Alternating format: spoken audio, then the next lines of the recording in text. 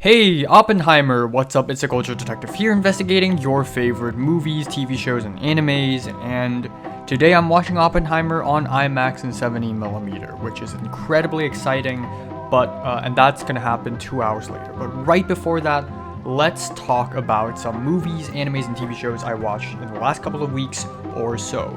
Starting off, I watched The Mission by Johnny To.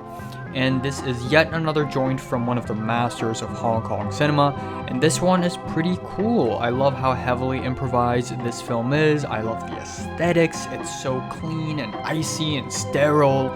Compared to PTU, this film is a bit less interesting and the characters aren't as captivating, but the performances and cinematography are still top notch, and I still find myself enjoying this one quite a bit.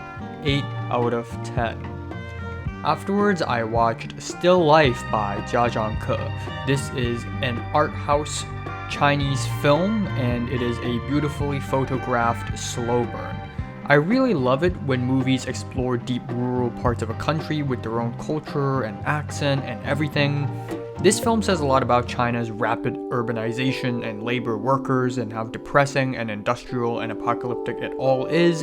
In many ways, this film reminds me of Kylie Blues, but it has an even bigger scope. And yeah, it is a slow burn, and yeah, I may have to rewatch it a couple more times to really feel it, but overall, it is a really, really beautiful film.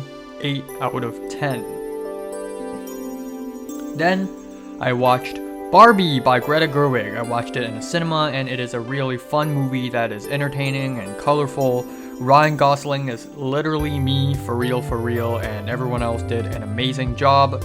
The politics are a bit on the nose, but I don't see it as an issue. Again, see my full-length review to understand more of my opinions, but I really don't think it's a big issue at all, given that Greta Gerwig has conveyed what she's trying to say. Story-wise, it's a bit of a jumbled mess, but overall, I think it's not bad for a movie. Not bad at all. 7 out of 10. Then I watched Once Upon a Time in China by Choi Hark. And this is a classic martial arts film from Hong Kong, and the main character is the James Bond before James Bond even existed, Wong Fei-hung. The guy has 54 films already. That is over twice as many James Bond films there are ever. The art department really popped off on this one. The props, the costumes, the set pieces, they're all absolutely beautiful, and most of them are absolutely destroyed by all the kung fu fighting. I also love how bold and anamorphic it looks. The fights are really creative and really entertaining. The story is a bit all over the place. The film introduces so many antagonists, but it is still a very entertaining watch. 8 out of 10. Then I watched Tumpo by Itami Juzo. Wow, I freaking love this film. It is a love letter to film as it is a love letter to life, death, work, rest, sex, love, loneliness, desire, and many more. It is shot and edited very cleanly, and the narrative structure is really unique. And it's so lighthearted and gross and weird and funny and heartfelt. I enjoyed it a lot, and I also like how much it feels like a Western. 9 out of 10. Then I finally finished watching The Idol Season 1. Oh my god, I'll fucking curb stomp you. I'll curb stomp you.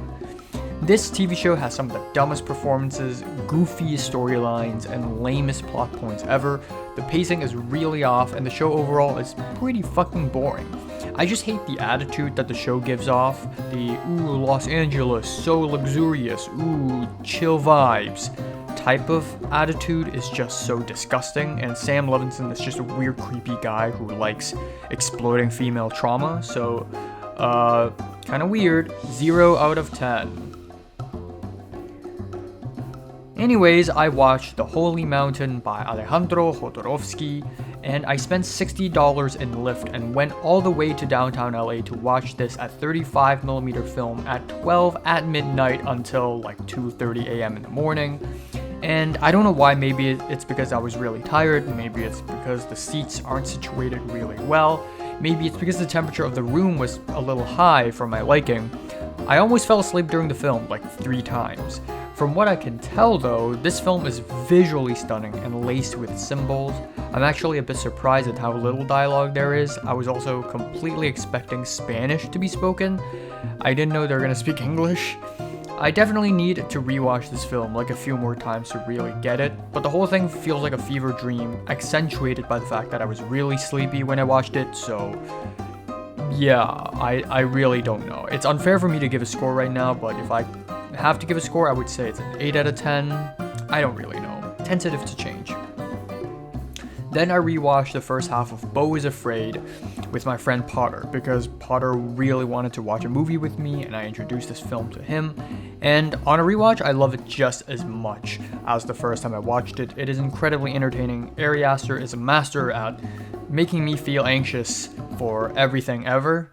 The art department also really popped off. I don't know why. I feel like lately I've been really focusing on art departments.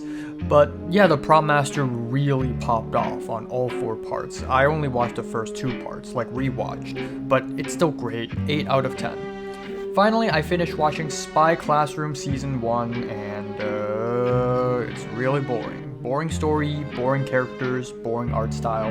The cast is awesome though. The cast is absolutely awesome. It's absolutely star-studded and stacked, and it's great. But overall, it's just a snooze fest. 4 out of 10. So these are the movies, TV shows, and animes I watched. I actually also planned to watch Heavenly Delusion, and the anime. I also planned to watch The Killing of a Sacred Deer last night, but I ran out of time, unfortunately.